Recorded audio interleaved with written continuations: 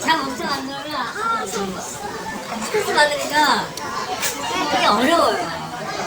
이제 지금 나서 옆자리 사람 그냥 하는 게 그것도 아닌 순간에 이렇게 나오고 이게 되게 그러시거든요. 회식하는 사람들이 제일 부러워요. 저는. 안녕하세요. 전업투자자 와시즈입니다. 오늘은 전업투자의 어려운 점에 대해서 이야기해 보겠습니다. 어느 정도 투자를 잘한다는 가정하에 전업투자자로서 자리 잡았을 때를 기준으로 설명해 보겠습니다. 만약 투자 수익이 계속 발생하지 않아 가지고 힘든 것이라면 전업투자자라서 힘든 것인지 투자를 못해서 힘든 것인지를 잘 판단해서 다른 일을 해야 될지 고민해 볼 필요성이 있겠습니다. 많은 사람들이 대기업이나 공무원을 선호하는 이유이기도 하고 따박따박 들어오는 월급은 마약이라는 이야기도 있습니다. 투자 실력이 늘어난다고 해서 10%였던 연 수익률이 20%, 30% 이렇게 단계적으로 늘어나지 않습니다. 투자 실력과 경험이 늘어났다는 것은 일정 수익률을 계속 유지한다는 이야기가 아니라 벌어놓은 게 많아서 버틸 수 있는 체력이 늘어났다, 또는 상대적으로 리스크 관리를 통한 손실 관리가 된다는 개념일 가능성이 더 높습니다.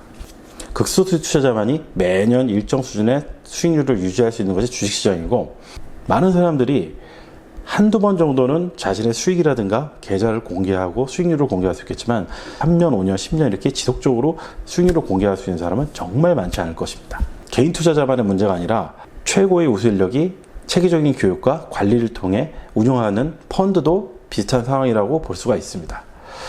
포털 금융 사이트에서 국내 주식형 펀드를 검색하면 1670건의 펀드가 검색이 되는데, 이 중 1년간 단 0.01%라도 수익을 올리는 펀드는 434개로 3분의 1이 채 되질 않습니다. 올해 최고의 수익률을 올린 펀드들이 내년에도 비슷한 수익률을 유지한다고 가정하기가 쉽지가 않습니다.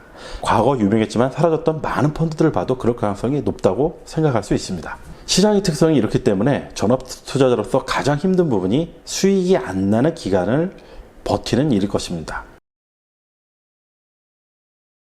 전업투자 비슷한 유형의 일은 1인 자영업자가 아닐까 싶습니다. 혼자 모든 걸 다 하고 혼자 모든 걸 책임져야 합니다. 여기에다가 직접 선택할 수 있는 부분은 매수, 보유, 매도 이 세 가지밖에 없습니다. 그렇기 때문에 누가 협력을 할 수도 없고 감정을 공유하기도 어렵습니다. 역할을 분담할 수도 없고 책임을 나눌 수도 없죠. 회사는 일을 별로 안 하는 것 같은데 결정을 하고 책임을 진다는 이유만으로 높은 연봉을 받는 부장이나 임원 같은 분들이 계십니다. 단지 그들이 나이가 많다고 급여를 많이 주는 게 결코 아닐 것입니다. 전업 투자를 하게 되면은 결정과 책임에 대한 무거움을 제대로 느낄 수 있고, 이는 외로움과도 높은 상관관계를 가진다고 보여집니다.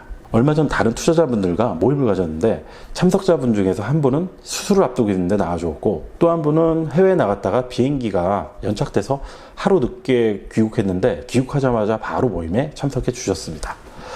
여러 가지 번거로운 사정이 있었음에도 불구하고 나오니 너무 좋다, 이런 이야기를 해주셨고, 이날 모임에서 투자자가 느끼는 그 외로움이라든가 관계적인 부분에 대한 이야기들이 나왔는데, 한 분은 매일 편하게 볼 수 있는 사람이 존재하는 게 얼마나 중요한 것인가, 이거에 대한 이야기를 해주셨고, 또 한 분은 회식하는 사람들이 제일 부럽다는 이야기를 해주었습니다. 대부분 전업투자자를 시작하기 전에는 이러한 게 문제가 될 거라고 생각하기 어렵습니다. 그러다 보니까 1년에 몇 차례 오랜만에 만나는 투자자들의 모임, 이런 만남이 굉장히 즐거웠을 때가 많았습니다. 관계의 부족함, 그리고 외로움이 묻어나는 이야기였고, 이를 극복하는 게 전업투자를 계속 해나가는 부분에 있어서 굉장히 중요하다, 이렇게 생각이 됩니다.